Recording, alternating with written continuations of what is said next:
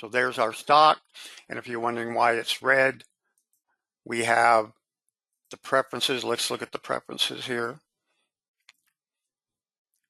We have our stock preferences, cutting tools. I set colors for the cutting tool itself. Toolpath, I have that set to 3 so we can see them. Simulation is set to fine. I cranked up the simulation tolerance to 1/10 of 1,000. Okay, and I have the simulation display mode set to 3/4. That's why you saw the red here. You set it to full, 3/4, half, quarter, etc., etc. Okay, so let's look at what else we got. I turned off my tooltip so it wouldn't be interrupting us. Our post. Okay, pick OK there. So go back to the top view. We'll turn our stock off.